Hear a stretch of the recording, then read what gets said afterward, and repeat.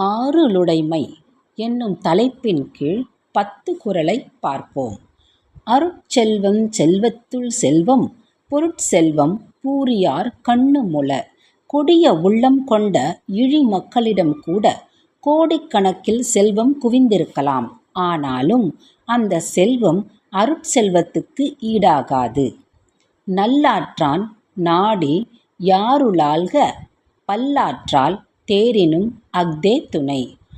பல வழிகளால் ஆராய்ந்து கண்டாலும் அருள் உடைமையே வாழ்க்கைக்குத் துணையாய் விளங்கும் நல்வழி எனக் கொள்ளல் வேண்டும். அருள் சேர்ந்த நெஞ்சினார்க்கில்லை இருள் சேர்ந்த இன்னா உலகம் புகழ். அருள் நிறைந்த மனம் படைத்தவர் அறியாமை எனும் இருள் சூழ்ந்த துன்ப உலகில் உழலமாட்டார்.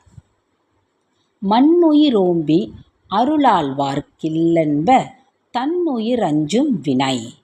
எல்லா உயிர்களிடத்தும் கருணை கொண்டு அவற்றைக் காத்திடுவதைக் கடமையாகக் கொண்ட சான்றோர்கள் தமது உயிரைப் பற்றி கவலை அடைய மாட்டார்கள். அல்லல் அருளாழ்வார்க்கில்லை வலி வழங்கு மல்லன்மா ஞாலங்கிரி. உள்ளத்தில் ஊறிடும் அருளின் இயக்கத்தினால் துன்பத்தை உணராமல் கடமையாற்றலாம் என்பதற்கு காற்றின் இயக்கத்தினால் வலிமையுடன் திகழும் இந்த பெரிய உலகமே சான்று. பொருள் நீங்கி பொச்சார்ந்தாரென்பர் அருள் நீங்கி அல்லவை செய்தொழுகுவார். அருளற்றவர்களாய் தீமைகளை செய்து வாழ்பவர்கள் பொருளற்றவர்களாகவும் கடமை மறந்தவர்களாகவும் ஆவர். அருளில்லார் கவ்வுலகம் இல்லை பொருளில்லார் கிவ்வுலகம் இல்லாக்கியாங்கு. பொருள் இல்லாதவர்களுக்கு இல்லற வாழ்க்கை சிறப்பாக இராது.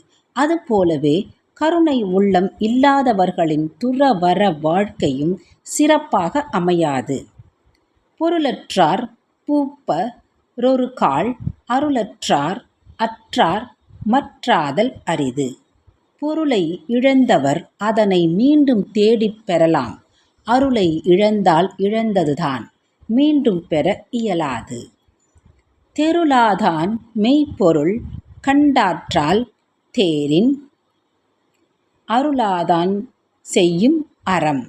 அறிவு தெளிவு இல்லாதவன் ஒரு நூலின் உண்மை பொருளை கண்டறிய முடியுமா? அதுபோலத்தான் அருள் இல்லாதவன் செய்யும் அறச்செயலும் இருக்கும். வலியார் முன் தன்னை நினைக்கத்தான் தன்னின் மெலியார் மேற் செல்லுமிடத்து. தன்னை விட மெலிந்தவர்களை துன்புறுத்த நினைக்கும் போது தன்னை விட வலியவர் முன்னால் அஞ்சி நிற்கும் நிலைமை தனக்கு இருப்பதை மறந்துவிடக்கூடாது.